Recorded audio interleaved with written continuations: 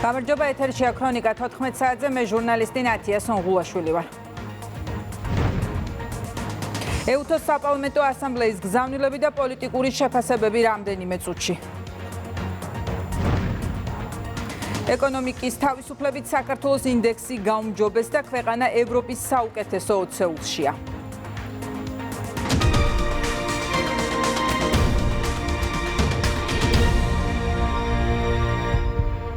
ამ წუთებში შინაგან საქმეთა სამინისტროში ბრიფინგი იწყება, პირდაპირ ეთერში ვრთავთ უწყებას.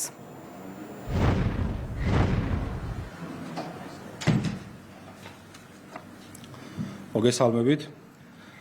საზოგადოებრივი წესრიგისა და მოქალაქეთა უსაფრთხოების უზრუნველსაყოფად საქართველოს შინაგან საქმეთა სამინისტროს თანამშრომლები ყოველდღიურ რეჟიმში განაგრძობენ ორგანიზებული დანაშაულის წინააღმდეგ აქტიურ ბრძოლას. სამინისტრო ამ მიმართულებით სისტემატურად ატარებს საპოლიციო, მათ შორის პრევენციული ხასიათის ღონისძიებებს. გასული 2 დღის განმავლობაში სამართალდამცველების მიერ ქვეყნის მასშტაბით ჩატარებული საპოლიციო და მათ შორის პრევენციული ღონისძიებების შედეგად ამოღებულია ათეულობით უკანონო ცეცხლსასროლი იარაღი, საბრძოლო მასალა და ასაფეთქებელი ნივთიერებები. სულ დაკავებულია 51 პირი. აღნიშნული ღონისძიებები სამართალდამცველებმა მოსამართლის განჩინების საფუძველზე თბილისსა და საქართველოს სხვადასხვა რეგიონში ჩაატარეს. პოლიციამ დაკავებულების პირადი საცხოვრებელი სახლების, დამხმარე სათავსოებისა და ავტომანქანების ჩხრეკისას იმტკიცებად ამოიღო დიდი რაოდენობით ცეცხლსასროლი და ავტომატური ცეცხლსასროლი იარაღები, ხელყუმბარები, ჭიდები, ასეულობით ვაზნა და ასაფეთქებელი ნივთიერებები. გამოძიება საქართველოს სისხლის სამართლის კოდექსის 226 მუხლით მიმდინარეობს, რაც 7 წლამდე ვადით თავისუფლების აღკვეთას ითვალისწინებს. საქართველოს შინაგან საქმეთა სამინისტროს მიერ განხორციელებული ეფექტიანი საპოლიციო და პრევენციული ღონისძიებების შედეგად ქვეყანაში შემცირებულია სიცოცხლისა და ჯანმრთელობის წინააღმდეგ ჩადენილი დანაშაულების რაოდენობა, რასაც ჩვენ მიერ გამოქვეყნებული ოფიციალური სტატისტიკაც ცხადყოფს. მოქალაქეთა უსაფრთხოების დაცვა ჩვენი საქმიანობის ერთ-ერთ უმთავრეს პრიორიტეტს წარმოადგენს. სამინისტრო მომავალშიც გააგრძელებს აქტიურ და თანმიმდევრულ მუშაობას დანაშაულის პრევენციის მიმართულებით, რათა ქვეყანაში უზრუნველყოფილი იყოს წესრიგი და უსაფრთხო გარემო. დიდი მადლობა ყურადღებისთვის. უსმენდით ალექსანდრე დარახველიძეს. სახელმწიფო ინსტიტუტების წინააღმდეგ ძალადობის გამოყენება მიუღებელია, საქართველოში არსებული პრობლემების მოგვარება სხვა საერთაშორისო ორგანოს საქმე არ არის. ბოიკოტი არ შეიძლება იყოს დიალოგისა და პოლიტიკური აქტივიზმის ალტერნატივა. ეს არის ის გზავნილები, რომელიც ეუთოს საპარლამენტო ასამბლეის განცხადებაში წერია. დელეგაციამ საქართველოში ვიზიტი შეაჯამა. სახელმწიფო ინსტიტუტების წინააღმდეგ ძალადობის გამოყენება მიუღებელია. ცვლილებები უნდა მოხდეს საარჩევნო ყუთებისა და პოლიტიკური გადაწყვეტილების მიღები ორგანოების მეშვეობით და არა ძალადობით, რომელიც მათი დამხობისკენ არის მიმართული. აქ არსებული პრობლემების მოგვარება ჩვენი ეუთოს ან ნებისმიერი სხვა საერთაშორისო ორგანოს საქმე არ არის. ეს საქართველოს ხალხისა და ლიდერების პასუხისმგებლობაა. პოლიტიკა შესაბამის ინსტიტუტებში უნდა განხორციელდეს და ბოიკოტი არ შეიძლება იყოს დიალოგისა და პოლიტიკური აქტივიზმის ალტერნატივა.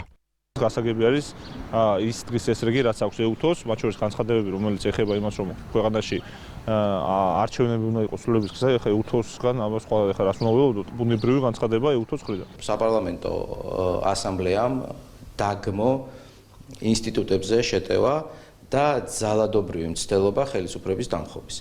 ეს არის გზავნილი არა მხოლოდ ჩვენი ოპოზიციისთვის ქვეყნის შიგნით, არამედ ეს არის გზავნილი ყველა იმ ადამიანისთვის საქართველოს ფარგლებს გარეთ და მათ შორის ევროპარლამენტში მოკალათებული მათი მხარდამჭერებისთვის და ასევე ევროკომისიაში მოკალათებული მათი მხარდამჭერებისთვის, რომ სიმართლე არ იმალება პარლამენტში საკუთარი მანდატების დატოვებით ოპოზიციამ მიიღო დემოკრატიისთვის ზიანის მომტანი გადაწყვეტილება. მნიშვნელოვანი მოწოდებაა, რომ მომავალი არჩევნებისთვის მაინც იქნება მოემზადონ და ბრიუსელში და სხვადასხვა დედაქალაქებში, ტალინში და ვილნიუსში სირბილის მაგივრად იქნებ თავის მოსახლეობას საკუთარ საზოგადოებას შეხვდნენ. ჩვენი ძალიან კარგი მუშაობის შედეგია სწორედ ის, რომ ეუთომ კიდე ერთხელ ხაზგასმით განაცხადა, რომ საქართველოს საშინაო საქმეებში ჩარევა ეს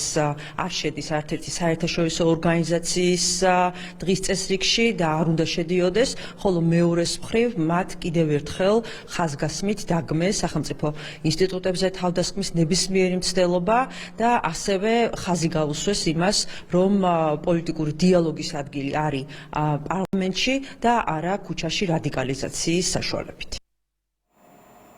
ყულევის სპორტი სანქციების სიიდან ამოღებულია, ოპოზიციის რეაქციაზე კი კეთდება პოლიტიკური შეფასებები. მართველი გუნდის შეფასებით ოპოზიცია მუდმივად ცდილობს საკუთარი ქვეყნის იმიჯის შელახვას, რაც ქვეყნის მტრობაა. სოფო ბერიძე გვიერთდება თემით პირდაპირ ეთერში. ევროკავშირის გადაწყვეტილების შემდეგ ოპოზიცია ახალ ნარატივზე გადაეწყო ხელისუფლების ოპონენტები, რომლებიც აქამდე საქართველოს ხელისუფლებას რუსეთის წინააღმდეგ დაწესებული სასანქციო პოლიტიკის დარღვევას აბრალებდნენ, ახლა ცდილობენ საზოგადოება დაარწმუნონ, რომ ყულევის ნავთობტერმინალში წესები კი ირღვევა, მაგრამ საქართველოს ეს აპატიეს ქვეყნის მიერ აღებული ახალი ვალდებულებებისა და აზერბაიჯანის მიმართ ვაშინგტონისა და ბრიუსელის დამოკიდებულების გამო. როდესაც ოპოზიციას ვეკითხებით, რას ეფუძნებიან ასეთი მძიმე ბრალდებების დროს, მათი ნაწილი ერთ კონკრეტულ ჟურნალისტურ გამოძიებას იშველიებს. ეს მაშინ, როდესაც დევიდო სალივანი საგარეო საქმეთა მინისტრისთვის გამოგზავნილ ოფიციალურ წერილში წერს, რომ ევროკავშირი აფასებს საქართველოს მუდმივ ძალისხმევას ამ მიმართულებით.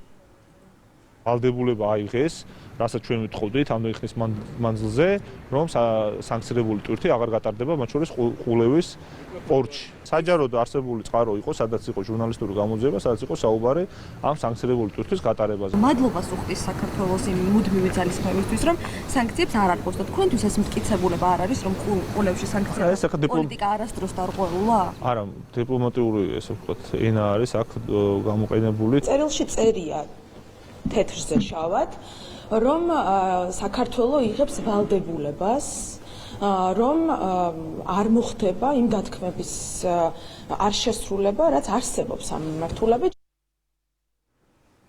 ოპოზიციის კამპანია მართველი პარტიისთვის და თავად ოპოზიციის ერთი ნაწილისთვისაც ქვეყნის მტრობის დასტურია. დღეს პარლამენტის დეპუტატებმა გვითხრეს, რომ წლებია ოპოზიცია საქართველოს იმიჯის შელახვით და ანტისახელმწიფოებრივი ქმედებებით არის დაკავებული. კოლექტიურ დაცმაზრაობას ხოლმე შეუძლია, რომ წაიკითხოს ის ჩაგდებული SMS-ი და მესიჯი, რომელსაც მე ქართულად თვითონ თარგმნიან ხოლმე და წერტილის და მძიმის შესრულის უფლებასაც კი არ აძლევენ, ასეთი განცხადებები არაერთი გვინახავთ. ყულებზე შეტევა და თავდასხმა, ეს კოლექტიური დაცმაზრაობის მხრიდან ეს არის თავდასხმა ჩვენი ქვეყნის ენერგო დამოუკიდებლობაზე. ეს არის ძალა, რომელიც იბრძვის ჩვენი ქვეყნის ინტერესების საწინააღმდეგოს ყოველთვის ყველა ფორმით. შესაბამისად მნიშვნელოვანია, რომ ერთხელ და სამუდამოდ მათ ბოგის ჩვენ ქვეყანაში დაესვას წერტილი სამართლებრივად. ძალიან სამწუხაროა იმის ხილვა, თუ როგორ ცდილობენ ჩვენი რადიკალები, რომ კვლავ მანიპულაციით შებღალონ საქართველოს სტატუსი და ინტერესები. ერთ მნიშვნელოვნად არის დადასტურებული, რომ არანაირი მტკიცებულებები არ არსებობდა ყულევის ტერმინალის სასანქციო სიაში შეყვანის. სწორედ ეს იყო იმის ფაქტობრივი მოცემულობა, რის გამოც საბოლოო გადაწყვეტილება საქართველოს სასარგებლოდ იქნა მიღებული. შესაბამისად, მცდარი და მანიპულაციურია ყველა ეს მცდელობა, რომლის თავს მოხვევას ჩვენი რადიკალები ცდილობენ საკუთარი მომხრეებისთვის. გვახსოვს 2 წლის წინ შავი ხვრელების კამპანია რომ დაიწყო. აი ზუსტად ამ ხალხმა ეგრეთ წოდებული ნაცმოძრაობამ და მისმა სატელიტებმა, რომ შავი ხვრელებია, ხალხო, ჩამოდით საქართველოში დაბომბეთ, ომი დაიწყეთ, ჩამოაგდეთ ხელისუფლება, აღმოჩნდა, რომ ბრიტანელი და ამერიკელი ექსპერტების მიერ დადგინდა, რომ არაფერი არ ქონდა დარღვევა საერთაშორისო სანქციებისგან თავის არიზების მიზნით საქართველოს. პირიქით თქვენს რომ იყო საქართველოს პირნათელი საერთაშორისო სანქციების შესრულების თვალსაზრისით. თქვენ წარმოიდგინეთ საქართველოს მოქალაქე ხარ, მე რა რომ ხელისუფლების წინააღმდეგი ხარ. შენი ქვეყნის ასეთ უნიშნელოვან ობიექტზე სანქცია რომ მოიხსნება, გეწყინება და იმდენად გეწყინება, რომ გეტკინება. გუშინ გახდა ცნობილი, რომ ყულევის ნავთობტერმინალი ევროკავშირმა სასანქციო პაკეტიდან ამოიღო 18 თებერვალს საგარეო საქმეთა მინისტრმა ბრიუსელის ინფორმირება უზრუნველყო ამ საკითხთან დაკავშირებით, რასაც საბოლოოდ დაეფუძნა ევროკავშირის გადაწყვეტილება. ეს კი ნიშნავს იმას, რომ ევროკავშირი ყულევის ნავთობტერმინალს აღარ დაასანქცირებს. პირდაპირ ეთერში სოფო ბერიძე საუბრობდა. ეკონომიკის თავისუფლებით საქართველოს ევროპის საუკეთესო 20-ში მონაცემები მსოფლიოს მოწინავე კვლევითმა ორგანიზაციამ Heritage Foundation-მა გამოაქვეყნა. ინდექსის მიხედვით საქართველოს შეფასება გაუმჯობესდა 79.6 ქულით მსოფლიოში 35 ადგილზე გავიდა და ევროპის საუკეთესო 20-ში მოხვდა. ანგარიშში წერია, რომ გარე და პოლიტიკური გამოწვევების მიუხედავად საქართველოს ეკონომიკა შედარებით კარგად მუშაობს ეკონომიკური პოლიტიკის ძირითად სფეროებში. მთავრობამ განახორციელა რეფორმები მარეგულირებელი ეფექტიანობის გასაუმჯობესებლად და ინარჩუნებს ღია ბაზრის პოლიტიკას და დაბალ საგადასახადო განაკვეთებს. საქართველოს უსწრებს ევროკავშირის კანდიდატ ყველა ქვეყანას, ასევე ევროკავშირის და ნატოს წევრ 16 სახელმწიფოს. გლობალური გამოკვლევების მიხედვით პოზიტიურად არის შეფასებული საქართველოს კანონის უზენაესობის დონეც. დოკუმენტში წერია, რომ კანონის უზენაესობა საქართველოში შედარებით კარგად არის დაცული. ქვეყნის საკუთრების უფლების ქულა მსოფლიო საშუალოზე მაღალია, მისი სასამართლო ეფექტიანობის ქულა აღემატება მსოფლიო საშუალო მაჩვენებელს და მისი მთავრობის კეთილსინდისიერების ქულა მსოფლიო საშუალოზე მაღალია. მთავრობის კეთილსინდისიერების შეფასებით საქართველოს ამ შემთხვევაშიც უსწრებს ევროკავშირის კანდიდატ ყველა ქვეყანას, ევროკავშირის და ნატოს წევრ 12 სახელმწიფოს. საქართველოს ეკონომიკური თავისუფლების ქულა 79.6-ია, რაც მის ეკონომიკას 2026 წლის ეკონომიკური თავისუფლების ინდექსში 35 ყველაზე თავისუფალ ქვეყნად აქცევს. გარე და პოლიტიკური გამოწვევების მიუხედავად საქართველოს ეკონომიკა შედარებით კარგად მუშაობს ეკონომიკური პოლიტიკის ძირითად სფეროებში. მთავრობამ განახორციელა რეფორმები მარეგულირებელი ეფექტურობის გასაუმჯობესებლად და ინარჩუნებს ღია ბაზრის პოლიტიკას და დაბალ საგადასახადო განაკვეთებს. ეკონომიკის თავისუფლების ინდექსით Heritage Foundation-ის კვლევის მიხედვით გლობალური გამოკვლევის საფუძველზე საქართველოს შეფასება გაუმჯობესდა და 79.6% 100%-იანი სისტემით შეფასების 100%-იანი სისტემით საქართველოს არის 35 ადგილზე ეკონომიკის თავისუფლების თვალსაზრისით და არის ევროპის საუკეთესო 20-ში. დადებითადაა შეფასებული კანონის უზენაესობის მაჩვენებელი, სასამართლოს ეფექტიანობისა და მთავრობის კეთილსინდისიერების მაჩვენებელი. ნიკა გვარამია აღიარებს, რომ ალიანსის შექმნიდან ერთ კვირაში შეთანხმება დაირღვა. ოპოზიციაში არსებულ დაპირისპირებაზე საუბარი კი არ სურთ პარტია ნაციონალურ მოძრაობაში. მმართველი გუნდის განცხადებით, ოპოზიცია პატრონების დავალებით მოქმედებს, მიუხედავად დაპირისპირებისა, მითითებას შეასრულებენ და ერთი ქოლგის ქვეშ ერთ პარტიაში გაერთიანდებიან. ერთ პარტიად ქცევაზე რომ მსჯელობა მიმდინარეობს, 2 დღის წინ დაადასტურეს ოპოზიციის წარმომადგენლებმაც. დაირღვა ალიანსის პრინციპები. ჩვენ ვფიქრობ, იმედია, რომ ეგეთი რამე არც ერთ არ დაგვემართება, ეს არ არის მხოლოდ ერთი კონკრეტული პარტიის პრობლემა. რთულია ამ წესრიგის დაცვა, მაგრამ უნდა შევძლოთ. არავითარი ალიანსი არ არსებობს. მათი გაერთიანება მხოლოდ ერთი იდეის და ერთი საკითხის გარშემო არის, ეს არის მხოლოდ მათი პატრონების დავალებების შესრულება. ვიცით რა, რომ მათ არ უყვართ ერთმანეთი ეზიზღებათ, ყოველს თავისი ამბიციები აღჭურვს. მიუხედავად ამისა, პატრონებმა დიდი დაუდგასწონეს და მათ როგორც ფორმალურ მონებს შეეფერებათ, გაერთიანებას მიხვეს ხელი და ამავდროულად ცდილობენ, რომ ერთი მხრივ გაერთიანდნენ ის ძველი ნაციები, რომლებიც სხვადასხვა დროს, სხვადასხვა ფორმით ან ნაციონალურ მოძრაობაში, ან სხვადასხვა თანამდებობაზე და მათ შორის პოლიტიკურ თანამდებობებზე იმყოფებოდნენ. ერთი მხრივ ეს წარმოაჩინონ როგორც ერთ-ერთი ნიუსი თავიანთ ტელევიზიებში, ხოლო მეორე მხრივ როგორმე ნაციონალურ მოძრაობასთან დაკავშირებადობა ჩამორიცხონ ნაცმოძრაობის შემადგენელი ისეთ პარტიებს, როგორც არის გახარიელი ნაციები და რელევანი ნაციები. ამ კონფიგურაციას ჩვენ თვალწინ ხანასი გადაალაგებენ ხოლმე ხანის უკვე მივეჩვიეთ, აღარ წყუდება უკვე ქართველი ამომრჩეველი და ხმებში აისახება კიდევაც ეს ყველაფერი. უკვე ვეღარავის ვეღარ მოატყუებენ. მაგრამ მიუხედავად იმისა, რომ პატრონებისგან ასეთი დავალება მიიღეს, მაინც არ შეუძლიათ ერთად ყოფნა. არ შეუძლიათ, იმიტომ რომ ეს არიან აბსოლუტურად ულტრა რადიკალური შეხედულებების ადამიანები, რომელსაც არ აქვს პატივისცემა არც თავის ქვეყნის, თავის სამშობლოს, არც თავისი თანამებრძოლის, არც თავისი თანაპარტიელის. შინაგან საქმეთა სამინისტროს სტრატეგიული კომუნიკაციების დეპარტამენტის უფროსი სოციალურ ქსელში ვიდეოს აქვეყნებს და იმ კითხვების შესახებ წერს, რომელიც ჟურნალისტმა მინისტრს დაუსვა. რომელ კომპანიებთან პარტნიორობს, ვისთან პარტნიორობს? კიდევ ერთხელ ვიდასტურებთ, მე დაგეხმარებით, მოგიწვით, შევხვდით და ყველაფერს დეტალურად დავწერთ. თქვენს დეკლარაციაში გიგზავნის ხონებაა და ამ ხონების ინფორმაციის ნაწილი თქვენი მეუღლის სახელს დაყოლებული. ნავთობიდან მიღებული შემოსავლით შეძენილი. უკვე არასწორად დაიწყეს კომუნიკაცია. რაი 5 წელი ადამიანია აუზილეს შეიძლება 40 წელია ელიზის ჯგუფი გაჩი. რაზე ვსაუბრობთ? 40 წელიწადია საქართველოში უმსხვილესი გადამხდელია ბიუჯეტში. ვიზე ლაპარაკობ, მაგიტომ გითხეთ, რომ ხობშიდობა კრიზისი ხო არ გავხდა. ზაურ ელიზბარაშვილს აქ ელიზის ჯგუფი 40 წელიწადია. მისი მთავარი მისი მთავარი ბიზნესი არის სადისტრიბუციო. ეს კომპონენტი არის ყველაზე მნიშვნელოვანი და ყველაზე მსხვილი ბიზნესი. კიდევ ერთხელ გეუბნებით, ვერ გიდასტურებთ, არ ვიცი, მას რა კომპანია რომ ნავთობის ბიზნესი ქონდა? შინაგან საქმეთა მინისტრს, რომლის მეუღლის მამის ძალიან ცნობილი კომპანია 40 წელია ოპერირებს ბაზარზე, ბიუჯეტში მილიარდები, ხაზს უსვამ მილიარდები აქვს შეტანილი და ბოლო 30 წელია მსხვილ გადამხდელთა პირველ სამეულშია საქართველოში. ჟურნალისტი ეკითხება სიმამრის კომპანიის ბიზნესის დეტალების, ბიზნეს პარტნიორების და იმის შესახებაც კი, თუ საიდან აჩუქა მამამ ქონება მის მეუღლეს. ამ წუთებში იწყება საპარლამენტო კომისიის სხდომა, დეპუტატები ფასების რეგულირების საკითხზე მსჯელობენ. დღეს საცალო ქსელების ოპერატორებს მოусმენენ. დღეს ჩვენ შეხვედრა გვექნება საშუალო და მცირე ქსელების წარმომადგენლებთან და გვინდა გავიაროთ ის პრობლემები, რომლებთა იდენტიფიცირება მოხდა ფასწარმოქმნის ჯაჭვში პირველ და მეორე რგოლში. ხედველობაში მაქვს წარმოებლები და დისტრიბუტორები. გვინდა ასევე გავეცნოთ კომერციულ ურთიერთობებს ფასწარმოქმნის ჯაჭვში, რადგან გახსოვთ ჩვენ ვისაუბრეთ ასიმეტრიულ ურთიერთობაზე და გვინდა სწორად გვესმოდეს, რომ რამდენად დიდია ძალაუფლება ქსელური მაღაზიების მხრიდან ფასწარმოქმნის ჯაჭვში დისტრიბუტორებთან და მწარმოებლებთან. გვინდა რომ საუბარი იყოს ძალიან ღია, ძალიან გახსნილი.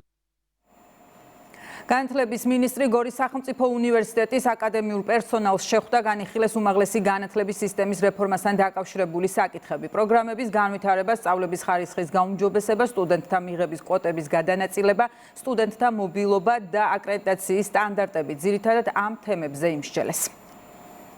ჩვენ მართავთ რეგიონის უნივერსიტეტებში შეხვედრებს პროფესორ მასწავლებლებთან, ადმინისტრაციასთან, სტუდენტებთან, იმისთვის რომ საზოგადოება უფრო მეტად და დეტალურად იყოს ინფორმირებული რეფორმით დაგეგმილი ღონისძიებების განხორციელებასა და მათი მონაწილეობის და ჩართულობის თაობაზე. დღევანდელმა შეხვედრამ კიდევ ერთხელ დაგვარწმუნა ამ რეფორმის აქტუალობაში, მიზანშეწონილობაში და აკადემიური საზოგადოების მზაობაში, რომ თავისი განსაკუთრებული და მნიშვნელოვანი წვლილი შეიტანოს რეფორმის წარმატებაში. საუბარი შეეხებოდა ძალიან დროული, ძალიან საჭირო და აუცილებელი მიმდინარე განათლების რეფორმის საკითხებს, რეფორმის ცალკეულ ეტაპებს. შეხვედრა ჩაიარა კითხვა-პასუხის რეჟიმში, აუდიტორიას ჰქონდა შესაძლებლობა დაესვა შეკითხვები და მიიღო ძალიან კვალიფიციური, ძალიან საინტერესო და ამომწურავი პასუხები მიმდინარე პროცესთან დაკავშირებით.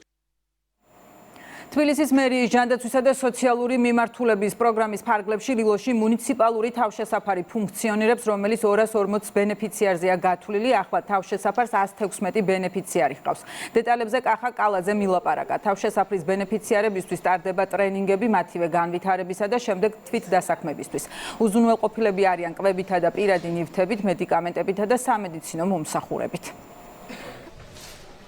დედაქალაქის მუნიციპალური თავშესაფარი ლილოში ფუნქციონირებს, რომელსაც ერთდროულად 240 ბენეფიციარის მიღების შესაძლებლობა აქვს. მიუსაფარი პირები კვებით, პირადი მოხმარების ნივთებით და ჰიგიენური საშუალებებით არიან უზრუნველყოფილი. თავშესაფრის მობინადრეებს ემსახურებიან სოციალური მუშაკები, მიუსაფარი პირები ეუფლებიან ხატვას, ქარგვას, კერვას, ქსოვას და პოლიმერიულ თიხაზე მუშაობას, ასევე მათი პროფესიული უნარების განვითარებისა და შემდგომი თვითდასაქმებისთვის მათ უტარდება შესაბამისი ტრენინგები. მოქალაქეს თბილისის მუნიციპალურ თავშესაფარში თვითდინებით ან საპატრულო პოლიციის დახმარებით შეუძლია მისვლა თავშესაფარში. მოსახვედრად დედაქალაქში რეგისტრაცია საჭირო, თუმცა ზამთრის პერიოდში მეტეოროლოგიური პირობებიდან გამომდინარე მათ ამის გამო ღამის გათევაზე უარს ჩვენ არ ვეუბნებით. შეგვიძლია ყველა ადამიანის მიღება, მხარდაჭერა და თანადგომა. რეჟისორი გოგა ხაინდრავა პროკურატურას მიმართავს საქმე ეხება ტელეკომპანია ფორმულაზე მის შესახებ გასულ სიუჟეტს. გოგა ხაინდრავას განცხადებით აუცილებელია პროკურატურამ გამოიძიოს ის მძიმე დანაშაული, რომელიც ფორმულა მას დააბრალა და დადგინდეს თუ რეალურად ვინ არის დამნაშავე. სიუჟეტი ეხებოდა ქვეყანაში არალეგალების შემოყვანას. გოგა ხაინდრავამ სარჩელი სასამართლოში შეიტანა. ბრალი დამდეს სახელმწიფო დანაშაულის ჩადენაში, რაც გულისხმობს სახელმწიფო ინსტიტუტთან კრიმინალური კავშირის შედეგად გულისხმობს სუს საზღვრის დაცვის პოლიციის მონაწილეობით საქართველოს ტერიტორიაზე ტრეფიკინგის განხორციელება არალეგალურად ქრთამის სანაცვლოდ 2000 ადამიანის შემოყვანა. მე ვფიქრობ, რომ ეს არის ძალიან მძიმე დანაშაული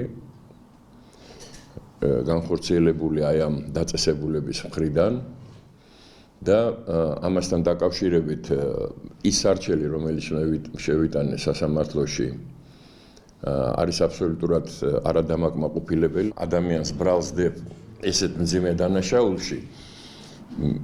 პასუხისგებლობა ამასთან დაკავშირებით უნდა იყოს თანაზომადი. მივმართავ პროკურატურას და ვთხოვ, რომ ჩაატაროს გამოძიება ამ საკითხზე, რათა დადგენილი იყოს, ვინ არის დამნაშავე. მე, სუსი და საზღვრის დაცვის პოლიცია თუ შეპესეს იცვლის ფორმულა. შინაგან საქმეთა მინისტრმა საქართველოში თურქეთის ელჩთან გამოსამშვიდობებელი შეხვედრა გამართა. მხარეებმა ისაუბრეს ორ ქვეყანას შორის არსებულ სტრატეგიულ პარტნიორობასა და მისი გაღრმავების მნიშვნელობაზე. მინისტრმა თურქ დიპლომატს ორმხრივი თანამშრომლობის, მათ შორის სამართალდამცავ უწყებებს შორის არსებული ეფექტიანი პარტნიორული ურთიერთობების გაღრმავების საქმეში შეტანილი წვლილისთვის მადლობა გადაუხადა და მომავალ საქმიანობაში წარმატება უსურვა.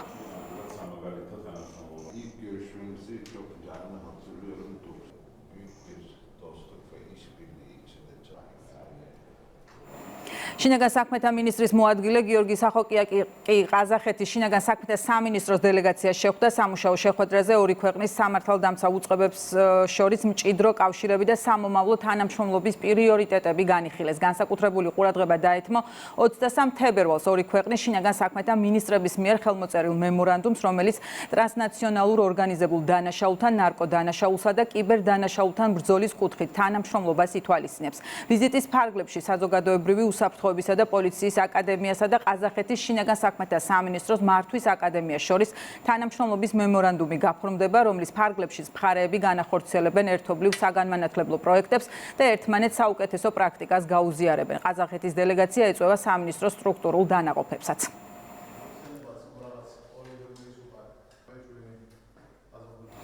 სასაზღვრო პოლიციამ საზღვრის უკანონოდ გადაკვეთის მცდელობის და პოლიციელზე თავდასხმის ფაქტზე ერთი ადამიანი დააკავა. საუბარია ლაგოდეხის სამმართველოს სასაზღვრო სექტორ მაწიმის დასაცავ მონაკვეთზე. გამოძიებით დადგინდა, რომ ბრალდებული სახელმწიფო საზღვრის უკანონოდ გადაკვეთის მცდელობისას სასაზღვრო პოლიციის თანამშრომლების კანონიერ მოთხოვნას არ დაემორჩილა. წინააღმდეგობა გაუწია მათ, თავს დაესხა ერთ-ერთ თანამშრომელს და სხეულზე დაზიანება მიაყენა. დანაშაული 4-დან 7 წლამდე პატიმრობას ითვალისწინებს. გლობალურად მოქმედი მრავალაქტივიანი ფინანსური სერვისის პლატფორმა Bybit საქართველოში ოფიციალურად გაიხსნა ღონისძიებაზე. საქართველოში მიმდინარე ოპერაციები და ადგილობრივ ბაზარზე გრძელვადიანი გეგმები წარადგინეს. სიტყვით გამოვიდნენ ეკონომიკის მინისტრი და ეროვნული ბანკის პრეზიდენტი. მთავრობა ეროვნულ ბანკთან ერთად განსაკუთრებით უკანასკნელი 5 წლის განმავლობაში აქტიურად მუშაობს, რომ ფინანსური სექტორი კაპიტალის ბაზრისა და საბანკო სექტორის ჩათვლით კიდევ უფრო მეტად განმავითაროთ და ავუმაღლოთ გლობალური კონკურენტუნარიანობა, რისთვისაც ფინანსური ტექნოლოგიების განვითარება ერთ-ერთი აუცილებელი და მთავარი პრიორიტეტი. ამ პროცესის საუკეთესო ილუსტრაციაა მსოფლიოში ზომით მეორე კრიპტოაქტივების ბირჟის Bybit-ის საქართველოში შემოსვლა. Bybit-ის გლობალური ყოველდღიური ბრუნვა ათეულობით მილიარდ დოლარს შეადგენს. კომპანია ევროკავშირში ავტორიზებული პლატფორმით ოპერირებს და მომხმარებლებს სთავაზობს მრავალფეროვან პროდუქტებსა და სერვისებს ციფრული აქტივების ბაზარზე.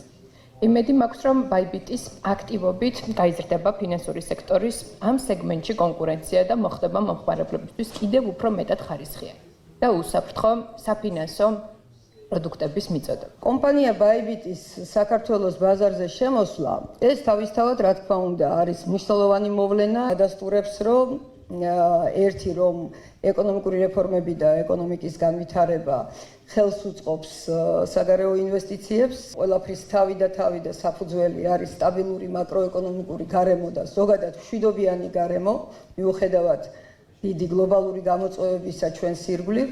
თქვენ იცით, რომ საქართველოს წლების განმავლობაში არის ერთ-ერთი ლიდერი სწრაფად მზარდი ეკონომიკის და მაღალი მთლიანშთა პროდუქტის ზრდის ტემპის მიხედვით და მეორე მნიშვნელოვანია ეს ჩვენთვის იმ თვალსაზრისით, რომ ადასტურებს იგივე ეროვნული ბანკის მიერ შემუშავებული და ამოქმედებული რეგულაციების დაბალანსებულობას.